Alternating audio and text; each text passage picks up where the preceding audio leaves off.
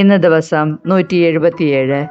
ഇന്ന് വായിക്കുന്ന വചനഭാഗങ്ങൾ 2 രാജാക്കന്മാർ അധ്യായം 9, ഹോസിയ അധ്യായങ്ങൾ 11 മുതൽ 14 വരെ, സങ്കീർത്തനങ്ങൾ 109. 2 രാജാക്കന്മാരുടെ പുസ്തകത്തിൽ നിന്ന് അധ്യായം 9. യേഹൂ ഇസ്രായേൽ രാജാവ്. എലീഷ പ്രവാചകൻ പ്രവാചകഗണത്തിൽ ഒരുവനെ വിളിച്ചു പറഞ്ഞു, അരമുറുക്കി ഒരു പാത്രം തൈലമെടുത്ത് റാമോത്ത് ഗിലെയാദിലേക്ക് പോവുക. അവിടെ എത്തി നിംഷിയുടെ പൗത്രനും യഹോഷാഫാത്തിൻ്റെ പുത്രനുമായ യേഹുവിനെ അന്വേഷിക്കുക. അവനെ ഒറ്റയ്ക്ക് ഉള്ളറയിലേക്ക് വിളിച്ചു കൊണ്ടുപോവുക. അവൻ്റെ തലയിൽ തൈലം ഒഴിച്ചുകൊണ്ട് പറയുക, കർത്താവ് അരുളി ചെയ്യുന്നു, ഇസ്രായേലിൻ്റെ രാജാവായി ഞാൻ നിന്നെ അഭിഷേകം ചെയ്യുന്നു. പിന്നെ അവിടെ നിൽക്കാതെ വാതിൽ തുറന്ന് ഓടുക. പ്രവാചകഗണത്തിൽപ്പെട്ട ആ യുവാവ് റാമോത്ത് ഗിലെയാദിലേക്ക് പോയി. അവൻ അവിടെ ചെന്നപ്പോൾ സൈന്യാധിപന്മാർ സഭ കൂടിയിരിക്കുകയായിരുന്നു. അവൻ പറഞ്ഞു, സേനാധിപനെ ഒരു സന്ദേശം അറിയിക്കാനുണ്ട്. യേഹു ചോദിച്ചു, ഞങ്ങളിൽ ആർക്കാണ് സന്ദേശം? അവൻ പറഞ്ഞു, സേനാധിപ, അങ്ങേക്ക് തന്നെ. അവൻ എഴുന്നേറ്റ് വീടിനുള്ളിലേക്ക് കടന്നു. യുവാവ് തൈലം അവൻ്റെ ശിരസിലൊഴിച്ചുകൊണ്ട് പറഞ്ഞു, ഇസ്രായേലിൻ്റെ ദൈവമായ കർത്താവ് അരുളി ചെയ്യുന്നു, ഞാൻ നിന്നെ കർത്താവിൻ്റെ ജനമായ ഇസ്രായേലിൻ്റെ മേൽ രാജാവായി അഭിഷേകം ചെയ്യുന്നു. നീ നിൻ്റെ യജമാനായ യാഹാബിൻ്റെ ഭവനത്തെ നശിപ്പിക്കണം. അങ്ങനെ ഞാൻ എൻ്റെ പ്രവാചകന്മാരുടെയും മറ്റ് ദാസന്മാരുടെയും രക്തത്തിന് ജസബലിനോട് പ്രതികാരം ചെയ്യും. ആഹാബ് ഗൃഹം നശിക്കും. ആഹാബിൻ്റെ ഭവനത്തിന് ഇസ്രായേലിൽ ഉള്ള സ്വതന്ത്രനോ അടിമയോ ആയ സകല പുരുഷന്മാരെയും ഞാൻ സംഹരിക്കും. ആഹാബിൻ്റെ ഭവനത്തെ നെബാത്തിൻ്റെ പുത്രനായ ജെറോബോവാമിൻ്റെ ഭവനം പോലെയും അഹിയായുടെ പുത്രനായ ബാഷായുടെ ഭവനം പോലെയും ആക്കി തീർക്കും. ജസബലിനെ നായ്ക്കൾ ജസ്രയേലിൻ്റെ അതിർത്തിക്കുള്ളിൽ വെച്ച് ഭക്ഷിക്കും. ആരും അവളെ സംസ്കരിക്കുകയില്ല. അനന്തരം അവൻ വാതിൽ തുറന്ന് ഓടിപ്പോയി. യേഹൂ തൻ്റെ യജമാനൻ്റെ സേവകന്മാരുടെ അടുത്ത് വന്നപ്പോൾ അവർ ചോദിച്ചു, എന്താണ് വിശേഷം? ആ ഭ്രാന്തൻ എന്തിനാണ് നിന്റെ അടുത്ത് വന്നത്? അവൻ പ്രതിവചിച്ചു, അവനും അവൻ്റെ സംസാര രീതിയും നിങ്ങൾക്ക് പരിചിതമാണല്ലോ. അവർ പറഞ്ഞു, അത് ശരിയല്ല, നീ ഞങ്ങളോട് പറയുക. അപ്പോൾ അവൻ പറഞ്ഞു, ഇസ്രായേലിൻ്റെ രാജാവായി നിന്നെ ഞാൻ അഭിഷേകം ചെയ്യുന്നു എന്ന് കർത്താവ് അരുളി ചെയ്യുന്നു എന്ന് അവൻ എന്നോട് പറഞ്ഞു. അവൻ തിടുക്കത്തിൽ തങ്ങളുടെ മേലങ്കി പടിയിൽ വിരിച്ചിട്ട് കാഹളം മുഴക്കി വിളംബരം ചെയ്തു, യേഹൂ രാജാവായിരിക്കുന്നു. യോറാമിനെയും അഹസിയായെയും വധിക്കുന്നു. നിംഷിയുടെ പത്രനും യഹോഷാഫാത്തിൻ്റെ പുത്രനുമായ യേഹൂ യോറാമിനെതിരെ ഗൂഢാലോചന നടത്തി. സിറിയ രാജാവായ ഹസായേലിനെതിരെ റാമോത്ത് ഗിലെയാദിൽ യോറാം ഇസ്രായേൽ സൈന്യത്തോടൊത്ത് പാളയമടിച്ചിരിക്കുകയായിരുന്നു. എന്നാൽ സിറിയ രാജാവായ ഹസായേലുമായുണ്ടായ യുദ്ധത്തിൽ സിറിയക്കാർ ഏൽപ്പിച്ച മുറിവുകൾ സുഖപ്പെടുത്താനായി യോറാം രാജാവ് ജസ്രയേലിലേക്ക് മടങ്ങി വന്നിരുന്നു. യേഹു പറഞ്ഞു, നിങ്ങൾ എൻ്റെ കൂടെയാണെങ്കിൽ നഗരം വിട്ട് ആരും ജസ്രയേലിൽ പോയി വിവരം പറയാതിരിക്കട്ടെ. അനന്തരം യേഹു തേരിൽ കയറി ജസ്രയേലിലേക്ക് പോയി. യോറാം അവിടെ കിടക്കുകയായിരുന്നു. യൂദാ രാജാവായ അഹസിയ യോറാമിനെ സന്ദർശിക്കാൻ വന്നിരുന്നു. ജസ്രയേൽ ഗോപുരത്തിലെ കാവൽക്കാരൻ യേഹുവും കൂട്ടരും വരുന്നത് കണ്ട്, ഇതാ ഒരു സംഘം എന്ന് പറഞ്ഞ് ഒരു കുതിരക്കാരനെ അയച്ച് സമാധാനപരമായിട്ടാണോ വന്നിരിക്കുന്നത് എന്ന് അവരോട് ചോദിക്കുക എന്ന് യോറാം പറഞ്ഞു. അങ്ങനെ ഒരുവൻ അവരുടെ അടുത്തേക്ക് കുതിരപ്പുറത്ത് പുറപ്പെട്ടു. അവർ പറഞ്ഞു, സമാധാനത്തിലാണോ വന്നിരിക്കുന്നത് എന്ന് രാജാവ് അന്വേഷിക്കുന്നു. യേഹു പറഞ്ഞു, സമാധാനവുമായി നിനക്കെന്ത് ബന്ധം? എൻ്റെ പിന്നാലെ വരിക. കാവൽക്കാരൻ യോറാമിനോട് പറഞ്ഞു, ദൂതൻ അവരുടെ സമീപമെത്തി, എന്നാൽ മടങ്ങി വരുന്നില്ല. രണ്ടാമതും ഒരു കുതിരക്കാരനെ അയച്ചു. അവനും ചെന്നു പറഞ്ഞു, സമാധാനത്തിലാണോ വന്നിരിക്കുന്നത് എന്ന് രാജാവ് അന്വേഷിക്കുന്നു. യേഹു മറുപടി പറഞ്ഞു, സമാധാനവുമായി നിനക്കെന്ത് ബന്ധം? എൻ്റെ പിന്നാലെ വരിക. കാവൽക്കാരൻ വീണ്ടും അറിയിച്ചു. അവൻ അവിടെ എത്തി, എന്നാൽ മടങ്ങി വന്നില്ല. നിംഷിയുടെ മകനായ യേഹുവിനെ പോലെ ഉഗ്രതയോടെയാണ് അവൻ രഥമോടിക്കുന്നത്. രഥമൊരുക്കാൻ യോറാം പറഞ്ഞു. അവൻ അങ്ങനെ ചെയ്തു. ഉടനെ ഇസ്രായേൽ രാജാവായ യോറാമും യൂദാ രാജാവായ അഹസിയായും തങ്ങളുടെ രഥങ്ങളിൽ കയറി യേഹുവിനെ കാണാൻ പുറപ്പെട്ടു. ജസ്രയേൽക്കാരനായ നാബോത്തിൻ്റെ സ്ഥലത്ത് വച്ച് അവനെ കണ്ടുമുട്ടി. യോറാം, നീ സമാധാനത്തിലാണോ വന്നിരിക്കുന്നത് എന്ന് ചോദിച്ചു. അവൻ പറഞ്ഞു, നിന്റെ അമ്മ ജസബലിൻ്റെ വിഗ്രഹാരാധനയും ആഭിചാരവും ഇത്ര അധികമായിരിക്കെ എങ്ങനെ സമാധാനമുണ്ടാകും? യോറാം കുതിരയെ തിരിച്ച് അഹസിയ ഇതാ രാജദ്രോഹം എന്ന് പറഞ്ഞുകൊണ്ട് പലായനം ചെയ്തു. യേഹൂ യോറാമിനെ സർവശക്തിയോടും കൂടെ വില്ല് വലിച്ച് എയ്തു. അസ്ത്രം അവൻ്റെ തോളുകളുടെ മധ്യേ തുളച്ചു കയറി ഹൃദയം ഭേദിച്ചു. അവൻ തേരിൽ വീണു. യേഹൂ തൻ്റെ അംഗരക്ഷകൻ ബിദ്കാറിനോട് പറഞ്ഞു, അവനെ എടുത്തുകൊണ്ടുപോയി ജസ്രയേൽക്കാരനായ നാബോത്തിൻ്റെ ഭൂമിയിൽ എറിയുക.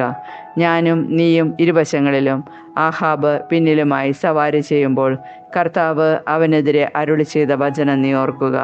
കർത്താവ് അരുളി ചെയ്യുന്നു, ഇന്നലെ ഞാൻ കണ്ട നാബോത്തിൻ്റെയും അവൻ്റെ പുത്രന്മാരുടെയും രക്തമാണ് ഇവിടെ വെച്ച് തന്നെ ഞാൻ നിന്നോട് പ്രതികാരം ചെയ്യും. അതിനാൽ കർത്താവിൻ്റെ വാക്കനുസരിച്ച് അവനെ എടുത്തുകൊണ്ടുപോയി അവിടെ എറിയുക. യൂദാ രാജാവായ അഹസ്യ ഇത് കണ്ട് ബെത്ത് ഹഗാൻ ലക്ഷ്യമാക്കി ഓടി.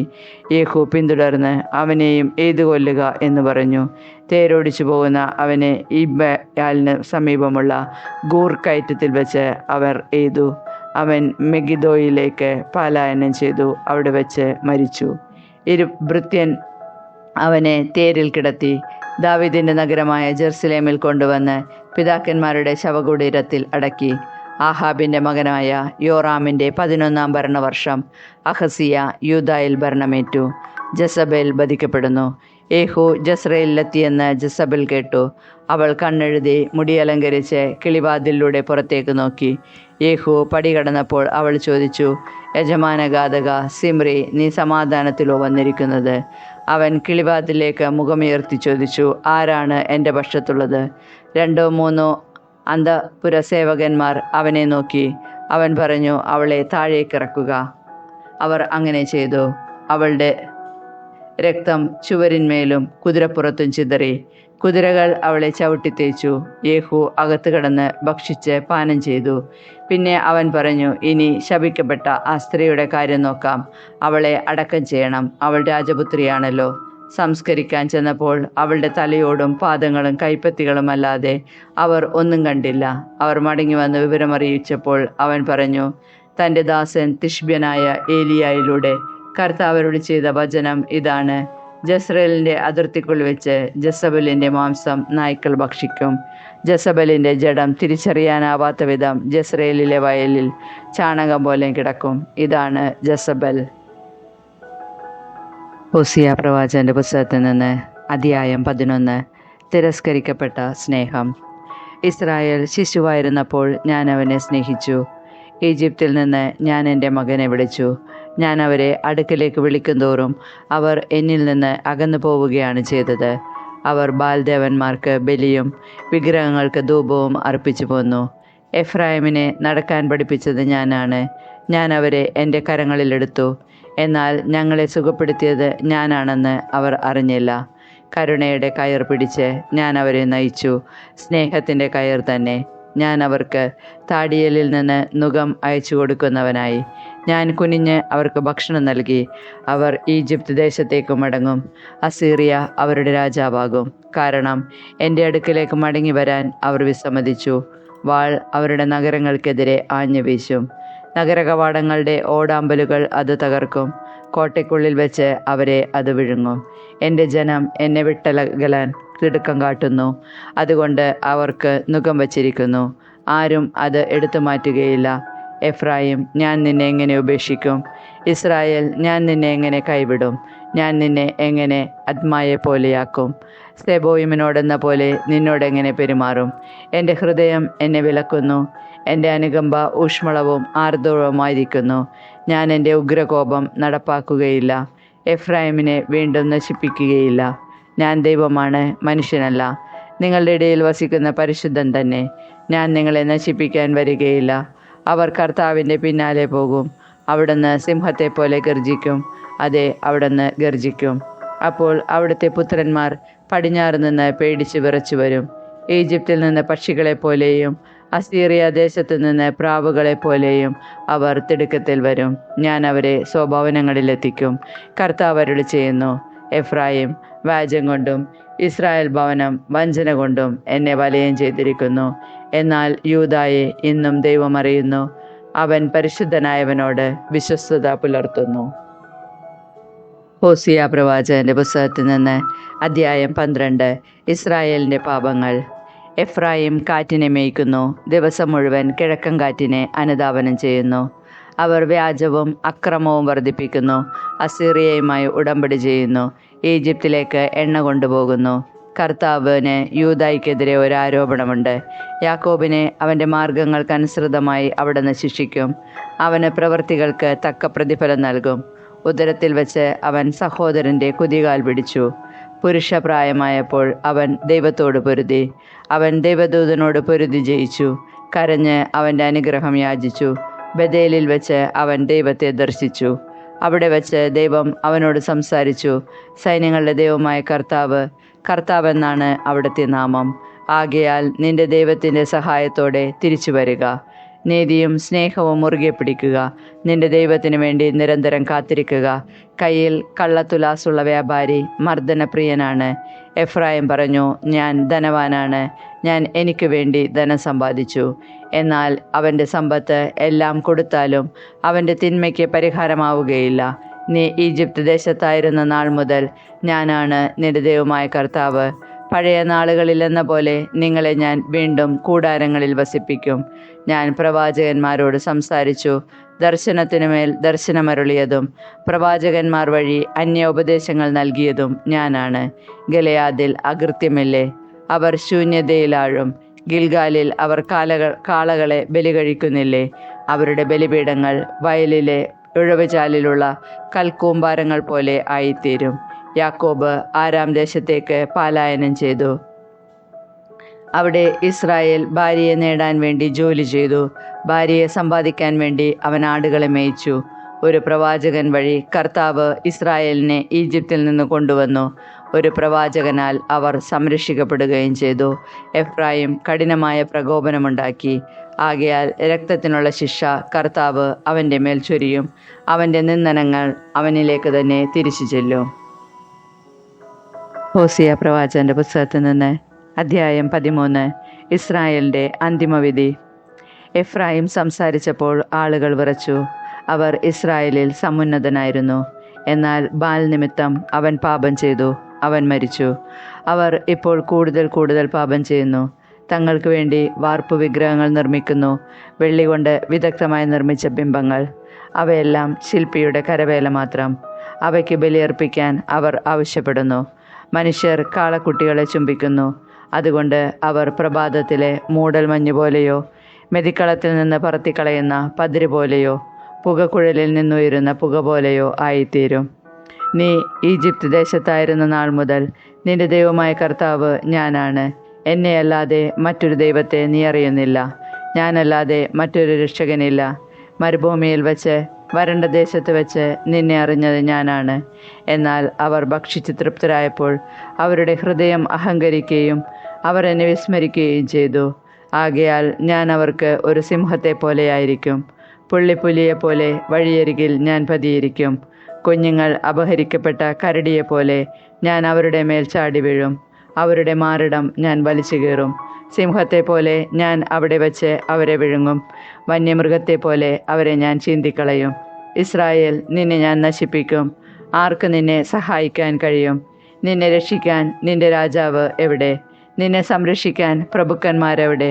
എനിക്ക് രാജാവിനെയും പ്രഭുക്കന്മാരെയും തരിക എന്ന് നീ ആരെക്കുറിച്ച് പറഞ്ഞുവോ അവർ എവിടെ?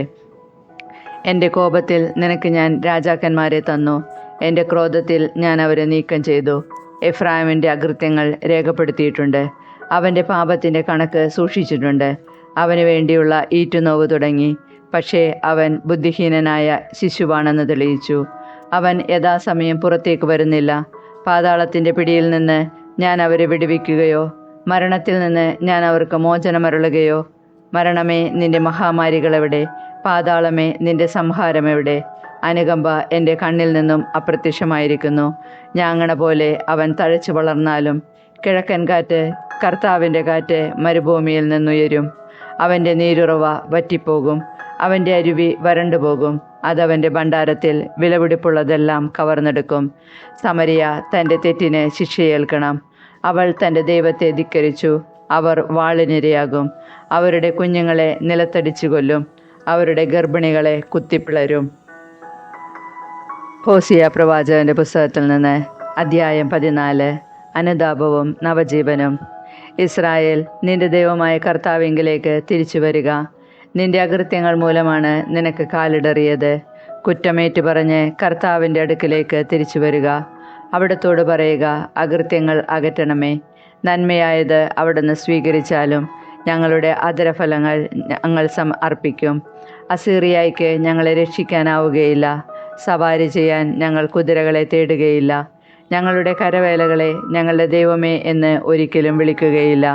അനാഥർ അങ്ങയിൽ കാരുണ്യം കണ്ടെത്തുന്നു. ഞാൻ അവരുടെ അവിശ്വസ്തതയുടെ മുറിവുണക്കും. ഞാൻ അവരുടെ മേൽ സ്നേഹം ചൊരിയും, കാരണം അവരോടുള്ള എൻ്റെ കോപം അകന്നിരിക്കുന്നു. ഇസ്രായേലിന് ഞാൻ തുഷാരബിന്ദു പോലെയായിരിക്കും. ലില്ലി പോലെ അവൻ പുഷ്പിക്കും, ഇലവ് പോലെ അവൻ വേരുറപ്പിക്കും. അവൻ്റെ ശാഖകൾ പടർന്നു പന്തലിക്കും. അവന് ഒലിവിൻ്റെ മനോഹാരിതയും ലെബനോൻ്റെ പരിമളവും ഉണ്ടായിരിക്കും. അവർ തിരിച്ചു വന്ന് എൻ്റെ തണലിൽ വസിക്കും. പൂന്തോട്ടം പോലെ അവർ പുഷ്പിക്കും. ലെബനോനിലെ വീഞ്ഞ് പോലെ അവർ സൗരഭ്യം പരത്തും. എഫ്രായിം, വിഗ്രഹങ്ങളുമായി നിനക്കെന്ത് ബന്ധം? നിനക്ക് ഉത്തരമരുളുന്നതും നിന്നെ സംരക്ഷിക്കുന്നതും ഞാനാണ്. നിത്യഹരിതമായ സരളമരം പോലെയാണ് ഞാൻ. നിനക്ക് ഫലം തരുന്നത് ഞാനാണ്. ജ്ഞാനമുള്ളവൻ ഇക്കാര്യങ്ങൾ മനസ്സിലാക്കട്ടെ. വിവേകമുള്ളവൻ ഇക്കാര്യങ്ങൾ അറിയട്ടെ. കർത്താവിൻ്റെ വഴികൾ ഋജുവാണ്. നീതിമാന്മാർ അതിലൂടെ ചരിക്കുന്നു. പാപികൾ അവയിൽ കാലിടറി വീഴുന്നു. സങ്കീർത്തനങ്ങൾ 109. കർത്താവെ, പ്രതികാരം ചെയ്യണമേ. ദൈവമേ, ഞാൻ അങ്ങയെ സ്തുതിക്കുന്നു. അവിടുന്ന് മൗനമായിരിക്കരുതേ. എന്തെന്നാൽ ദുഷ്ടതയും വഞ്ചനയും നിറഞ്ഞ വായ് എൻ്റെ നേരെ തുറന്നിരിക്കുന്നു. അതെനിക്കെതിരെ വ്യാജം പറയുന്നു. വിദ്വേഷം നിറഞ്ഞ വാക്കുകൾ കൊണ്ട് അവർ എന്നെ വളഞ്ഞു. അകാരണമായി അവർ എന്നെ ആക്രമിക്കുന്നു. ഞാൻ അവർക്ക് വേണ്ടി പ്രാർത്ഥിക്കുമ്പോൾ പോലും എൻ്റെ സ്നേഹത്തിന് പകരമായി അവർ കുറ്റാരോപണം നടത്തുന്നു. നന്മയ്ക്ക് പകരം തിന്മയും സ്നേഹത്തിന് പകരം വിദ്വേഷവും അവരെനിക്ക് തരുന്നു. അവനെതിരെ ഒരു ദുഷ്ടനെ നിയോഗിക്കണമേ. നീചൻ അവൻ്റെ മേൽ കുറ്റം ആരോപിക്കട്ടെ. വിചാരണയിൽ അവൻ കുറ്റക്കാരനായി കാണപ്പെടട്ടെ. അവൻ്റെ പ്രാർത്ഥന പാപമായി പരിഗണിക്കപ്പെടട്ടെ. അവൻ്റെ നാളുകൾ ചുരുങ്ങിപ്പോകട്ടെ. അവൻ്റെ വസ്തുവകകൾ മറ്റൊരുവൻ അപഹരിക്കട്ടെ. അവൻ്റെ മക്കൾ അനാഥരും അവൻ്റെ ഭാര്യ വിധവയുമായി തീരട്ടെ. അവൻ്റെ മക്കൾ അലഞ്ഞു നടന്ന് ഭിക്ഷയാചിക്കട്ടെ. അവർ വസിക്കുന്ന നഷ്ടശിഷ്ടങ്ങളിൽ നിന്ന് അവർ ആട്ടിയോടിക്കപ്പെടട്ടെ. കടക്കാർ അവൻ്റെ സ്വത്ത് പിടിച്ചെടുക്കട്ടെ. അവൻ്റെ അധ്വാനത്തിൻ്റെ ഫലങ്ങൾ അന്യർ കൊള്ളയടിക്കട്ടെ. അവനോട് കാരുണ്യം കാണിക്കാൻ ആരുമുണ്ടാകാതിരിക്കട്ടെ. അവൻ്റെ അനാഥരായ മക്കളോട് ആർക്കും അലിവ് തോന്നാതിരിക്കട്ടെ.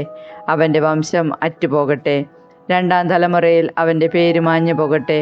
അവൻ്റെ പിതാക്കന്മാരുടെ അകൃത്യങ്ങൾ കർത്താവിൻ്റെ സന്നിധിയിൽ ഓർമ്മിക്കപ്പെടട്ടെ. അവൻ്റെ മാതാവിൻ്റെ പാപം മാഞ്ഞു പോകാതിരിക്കട്ടെ. അവ നിരന്തരം കർത്താവിൻ്റെ മുൻപാകെ ഉണ്ടായിരിക്കട്ടെ. അവൻ്റെ സ്മരണ ഭൂമിയിൽ നിന്ന് വിച്ഛേദിക്കപ്പെടട്ടെ. എന്തെന്നാൽ കരുണ കാണിക്കാൻ അവൻ ഓർത്തില്ല. മാത്രമല്ല, ദരിദ്രരെയും അഗതികളെയും ഹൃദയം തകർന്നവരെയും അവരുടെ മരണം വരെ അവൻ പിന്തുടർന്ന് ഉപദ്രവിച്ചു. ശപിക്കുക അവനിഷ്ടമായിരുന്നു. ശാപങ്ങൾ അവൻ്റെ മേൽ നിപതിക്കട്ടെ. അനുഗ്രഹിക്കാൻ അവൻ ഇഷ്ടപ്പെട്ടില്ല. അത് അവനിൽ നിന്ന് അകന്നു നിൽക്കട്ടെ.